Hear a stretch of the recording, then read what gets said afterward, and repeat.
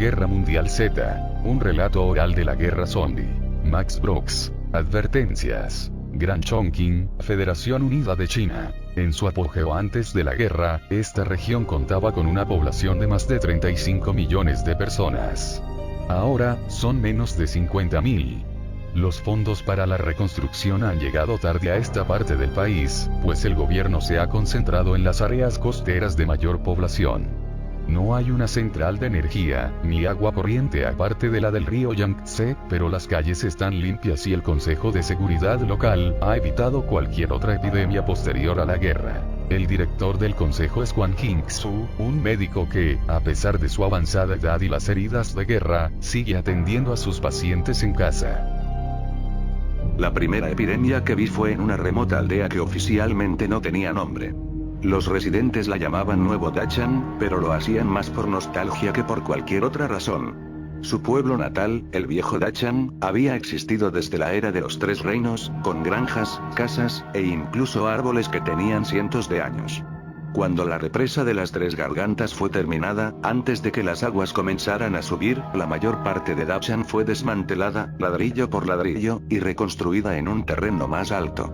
Sin embargo, aquel nuevo Dachan ya no era un pueblo, sino un patrimonio arquitectónico nacional para esos pobres campesinos. Debió ser una dolorosa ironía ver cómo su pueblo era salvado, para luego tener que ir a visitarlo solo como turistas. Quizá por eso decidieron llamar a aquel pobre asentamiento Nuevo Dachan, para conservar alguna conexión con su tradición, aunque fuese solo a través del nombre. Yo ni siquiera sabía de la existencia de aquel otro Nuevo Dachan, así que podrá imaginarse mi confusión cuando recibí esa llamada. El hospital estaba en silencio. Había sido una noche lenta, a pesar del incremento en los accidentes de tránsito por culpa del alcohol. Las motocicletas se habían vuelto muy populares. Solíamos decir que sus Harley Davidsons mataban a más jóvenes chinos que todos los soldados de la guerra de Corea. En realidad me sentí muy agradecido por una noche tranquila. Estaba cansado, me dolían los pies y la espalda. Me disponía a fumarme un cigarrillo y a mirar el amanecer cuando escuché mi nombre en el altavoz de llamadas. La recepcionista era nueva, y no pude entender muy bien lo que decía. Había un accidente, o una enfermedad. Era una emergencia, eso era claro, y necesitaban ayuda de inmediato. ¿Qué podía decir? Los médicos más jóvenes, esos niños que pensaban que la medicina era solo una manera rápida de llenar la cuenta del banco, no iban a ir a ayudar a unos Nongmin solo por buena voluntad. Supongo que en eso todavía soy un revolucionario a la antigua. Nuestro deber es hacernos responsables por el pueblo. Esas palabras todavía significan algo para mí y traté de recordármelo mientras mi Deere saltaba y rebotaba sobre una carretera destapada que, aunque el gobierno había prometido pavimentar, nunca lo había cumplido. Pasé unas horas horribles tratando de encontrar el lugar. Oficialmente no existía, y por lo tanto no estaba en ningún mapa. Me perdí en varias ocasiones y tuve que pedirle direcciones a los lugareños, y siempre creían que estaba buscando el pueblo que había sido convertido en museo. Estaba de muy mal humor cuando por fin llegué a una pequeña aglomeración de chozas de techo redondo. Recuerdo haber pensado, más les vale que esto sea grave. Cuando les vi las caras, lamenté haber deseado eso. Había 7, todos acostados en esterillas y casi inconscientes. Los aldeanos los habían llevado al recién construido salón comunal. Las paredes y el piso eran de cemento, aún sin baldosa ni pintura. El aire era frío y húmedo. Con razón están tan enfermos, pensé. Les pregunté a los aldeanos quién había estado cuidando a esa gente. Dijeron que nadie, que no era seguro. Noté que la puerta había sido asegurada desde el exterior. Era obvio que la gente estaba aterrorizada. Hacían muecas de espanto y susurraban entre ellos. Algunos mantenían su distancia y rezaban. Su comportamiento me hizo enojar, no por nada personal, si me entiende, no me enojé con ellos como individuos, sino por lo que representaban para nuestro país. Después de siglos de opresión extranjera, de explotación y humillaciones, al fin estábamos logrando reclamar nuestro lugar como la principal potencia de la humanidad. Éramos el superpoder más rico y con la economía más dinámica del mundo, maestros de todo, desde el espacio exterior hasta el ciberespacio. Estábamos al principio de lo que el mundo había comenzado a llamar el siglo de la China, y sin embargo parte de nuestra gente seguía viviendo como campesinos ignorantes, tan retrógrados y supersticiosos como las primeras tribus salvajes de Yangzhou. Todavía me encontraba inmerso en mi gran crítica cultural cuando me arrodillé para revisar a la primera paciente. Tenía fiebre alta, 40 grados centígrados y temblaba violentamente. No podía hablar coherentemente y gemía cada vez que trataba de moverle las extremidades. Tenía una herida en el antebrazo derecho, una mordedura. Cuando la examiné más de cerca, noté que no era de ningún animal. El radio de la mordida y las marcas de los dientes tenían que ser de un niño, o quizá un adolescente. Aunque pensé que esa podía ser la causa de su infección, la herida en sí estaba sorprendentemente limpia. Le pregunté a los aldeanos, de nuevo, quién había estado atendiendo a esas personas. Una vez más, me dijeron que nadie. Sabía que eso no podía ser cierto. La boca humana está repleta de bacterias, peor aún que la del perro más sucio. Si nadie había estado limpiando la herida de aquella mujer, ¿por qué no estaba invadida de pus e infectada? Examiné a los otros 6 pacientes. Todos tenían síntomas similares, todos con heridas parecidas en diversas partes del cuerpo. Le pregunté a un hombre, el más lúcido de todo el grupo, quién o qué les había causado esas heridas.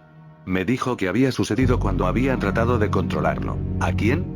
Pregunté. Encontré a mi paciente 0 tras la puerta con llave de una casa abandonada, al otro lado de la aldea. Tenía 12 años. Sus pies y manos estaban atados con correas plásticas para embalaje. Aunque se había arrancado la piel alrededor de las correas, no sangraba. Tampoco había sangre en ninguna de sus otras heridas, ni en las cortadas de sus piernas y brazos, ni en el enorme hoyo en donde alguna vez había estado el dedo gordo de su pie derecho. Se retorcía como un animal, y una mordaza ahogaba sus gemidos. Al principio los aldeanos trataron de retenerme. Me advirtieron que no lo tocara, porque estaba maldito. Me los quité de encima y me puse mi mascarilla y mis guantes. La piel del niño estaba tan fría y gris como el piso de cemento en el que estaba tirado. No pude sentir ni su pulso ni los latidos de su corazón. Sus ojos se veían feroces, abiertos de par en par, pero hundidos en sus cuencas. Permanecían fijos en mí como los de un animal de presa. A lo largo de todo el examen se mostró inexplicablemente hostil, tratando de agarrarme con sus manos atadas, y de morderme a través de su mordaza. Sus movimientos eran tan violentos que tuve que llamar a los 2 aldeanos más grandes para que me ayudaran a detenerlo. Al principio no respondieron, y se escondieron tras la puerta como conejos asustados. Les expliqué que no había riesgo de infección si usaban máscaras y guantes como yo. Cuando sacudieron sus cabezas, les grité que era una orden, a pesar de que no tenía la autoridad legal para hacerlo. Eso fue todo lo que necesité. Aquel par de bueyes se arrodillaron a mi lado. Uno sosteniendo los pies del niño mientras el otro le agarraba las manos. Traté de tomarle una muestra de sangre, pero solo obtuve un líquido café y viscoso. Mientras sacaba la aguja, el niño comenzó a retorcerse una vez más, ahora con más violencia. Uno de mis ayudantes, el encargado de sostenerle las manos, se dio por vencido al tratar de sostenerlo con sus propias manos, y pensó que quizás sería más seguro apoyarse sobre ellas con las rodillas. El niño se sacudió otra vez y escuché cómo se partía su brazo izquierdo. Los extremos rotos del cúbito y el radio se asomaron a través de su carne grisácea. Aunque el niño no gritó y ni siquiera pareció notarlo, eso fue suficiente para que mis 2 asistentes se pararan de un salto y salieran corriendo del salón. Yo también retrocedí instintivamente algunos pasos. Me sentí un poco avergonzado por eso. He sido médico casi toda mi vida adulta. Fui entrenado y también podría decirse que fui criado por el Ejército de Liberación Popular. He tratado suficientes heridas de guerra, y he visto la muerte de cerca en más de una ocasión, pero estaba asustado, verdaderamente aterrorizado frente a aquel frágil niño. El niño comenzó a retorcerse y arrastrarse hacia mí con su brazo sacudiéndose en el aire. La piel y el músculo del brazo roto se desgarraron hasta que solo quedó un muñón. Su brazo derecho, ahora libre, seguía atado al antebrazo amputado, y lo arrastraba lentamente por el piso. Salí corriendo, cerrando la puerta a mis espaldas. Traté de recobrar la compostura, de controlar mi temor y mi vergüenza. Mi voz seguía temblando cuando le pregunté a los aldeanos cómo se había infectado el niño. Nadie me respondió. Escuché unos golpes contra la puerta cuando el puño del niño comenzó a golpear con fuerza la frágil madera. Hice todo lo que pude para no saltar de la sorpresa ante aquel sonido. Recé para que ellos no notaran el color que había abandonado mi rostro. Les grité, en parte por temor y en parte por la frustración, que tenían que decirme lo que le había pasado a aquel chico. Una joven se acercó, seguramente era su madre. Podía notarse que había estado llorando por muchos días. Sus ojos estaban hinchados y completamente rojos. Admitió que todo había sucedido cuando el niño y su padre habían estado haciendo pesca lunar, un término que se usaba para describir la búsqueda de tesoros entre las ruinas hundidas por la represa de las Tres Gargantas. Con más de 11.000 aldeas, pueblos, e incluso ciudades enteras abandonadas bajo las aguas, siempre cabía la posibilidad de recuperar algo valioso. Era una práctica muy común en esos días, y también era ilegal. Me explicó que no estaban robando nada, que era su propia aldea, Viejo Dachan, y que solo estaban rescatando algunas reliquias familiares de las casas que no habían sido trasladadas. Siguió repitiendo lo mismo una y otra vez, y tuve que interrumpirla, prometiéndole que no llamaría a la policía. Por fin me explicó que el niño había salido del agua llorando y con una mordedura en el pie. No fue capaz de decir qué le había pasado, porque el agua estaba oscura y llena de lodo. Al padre nunca más lo volvieron a ver. Tomé mi celular y marqué el número del Dr. Guen Kunei, un viejo amigo del ejército que trabajaba en el Instituto de Enfermedades Infecciosas de la Universidad Chongqing. Intercambiamos algunos saludos y formalidades, discutimos nuestro estado de salud, hablamos de nuestros nietos. Era lo normal. Entonces le hablé de la infección y lo escuché hacer una broma sobre los hábitos de higiene de los campesinos. Traté de reírme con él, pero insistí en que el caso podía ser importante. Casi de mala gana me preguntó cuáles eran los síntomas. Le dije todo, las mordidas, la fiebre, el niño, el brazo. Su cara se endureció de pronto. Dejó de reír, me pidió que le mostrara los infectados. Volví al salón comunal y pasé la cámara del teléfono sobre cada uno de los pacientes. Me pidió que acercara la cámara a algunas de las heridas. Lo hice, y cuando volví a mirar la pantalla, él ya no estaba allí. Quédate donde estás, dijo, con una voz distante y alejada del teléfono. Anota los nombres de todos los que han tenido contacto con ellos. Inmoviliza a todos los que ya están infectados.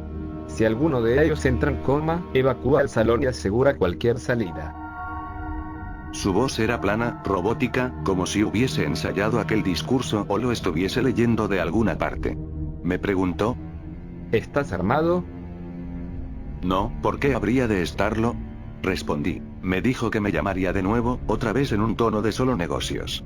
Me dijo que haría algunas llamadas y que llegaría ayuda en algunas horas. Llegaron en menos de una hora, 50 hombres en grandes helicópteros Z-8A del ejército. Todos llevaban trajes contra contaminación biológica. Dijeron que trabajaban para el Ministerio de Salud. No sé a quién trataban de engañar. Con esa forma de moverse y su arrogancia intimidante, incluso esos campesinos analfabetas podían de reconocer a los hombres del Guambú. Su primer objetivo fue el salón comunal. Sacaron a los pacientes en camillas, con sus miembros inmovilizados y mordazas en la boca. Luego fueron por el chico. Lo sacaron en una bolsa negra. Su madre no paraba de llorar mientras ella y todo el resto de la aldea eran reunidos para examinarlos, anotaron sus nombres y les tomaron muestras de sangre. Uno por uno, les quitaron la ropa y los fotografiaron. La última fue una pequeña y marchita anciana. Su cuerpo era delgado y retorcido, su cara surcada por miles de delgadas líneas, y sus pies eran tan pequeños que seguramente habían sido amarrados y deformados cuando era una niña. Sacudía su esquelético puño hacia los doctores gritando: este es su castigo. Es su castigo por lo que hicieron con Feng. Se refería a la ciudad de los fantasmas, cuyos templos y altares habían estado dedicados al mundo de los muertos. Al igual que el viejo Dachan, había sido un desafortunado obstáculo para el siguiente gran salto adelante de China. La habían evacuado, demolido, y luego inundado casi por completo. Nunca he sido una persona supersticiosa y casi nunca me dejo convencer por esas historias que son como opio para el pueblo. Soy un médico, un científico. Creo solo en lo que puedo ver y tocar. Nunca había creído en Feng más que como un engaño para atraer turistas. Por supuesto, las palabras de aquella vieja no tuvieron ningún efecto en mí, pero sí su tono, su furia. Ella había visto suficientes calamidades en su paso por la tierra. Los terratenientes, los japoneses, la terrible pesadilla de la revolución cultural. Ella sabía que estaba a punto de ocurrir otra tormenta, aún a pesar de no tener la educación suficiente para entenderlo. Mi colega, el Dr. Kuei, también lo había comprendido. Arriesgó su propio cuello para advertírmelo y me dio suficiente tiempo para hacer otra llamada más antes de que la gente del Ministerio de Salud llegara al lugar. Fue algo que dijo, una frase que no había usado en mucho tiempo, desde las pequeñas revueltas fronterizas con la Unión Soviética. Eso había sido en 1969. Estábamos en un búnker subterráneo en nuestro lado del Ussuri, a menos de 1 kilómetro río abajo de Chenbao. Los rusos se disponían a reclamar la isla y su enorme artillería estaba barriendo con nuestras fuerzas. Gu y yo estábamos tratando de remover unos fragmentos de metralla del vientre de un soldado, que debía ser apenas unos años menor que nosotros. Los intestinos del muchacho se habían roto, y su sangre y excrementos manchaban nuestros uniformes. Cada 7 segundos un mortero aterrizaba cerca y teníamos que echarnos sobre su cuerpo para proteger la herida de la tierra que caía, y en cada ocasión quedábamos lo suficientemente cerca de él para escuchar cómo lloraba llamando a su madre. Había otras voces también, saliendo de la oscuridad, cerca de la entrada de nuestro búnker. Voces desesperadas y furiosas que se suponía que no deberían haber llegado a nuestro lado del río. 2 soldados estaban vigilando la entrada del refugio, y uno de ellos gritó: Spetsnaz. Y comenzó a disparar hacia la oscuridad. Podíamos escuchar muchos otros disparos, si eran nuestros o de ellos, no podíamos saberlo. Otro mortero estalló y nos inclinamos sobre el chico moribundo. El rostro de Gu estaba a solo unos pocos centímetros del mío.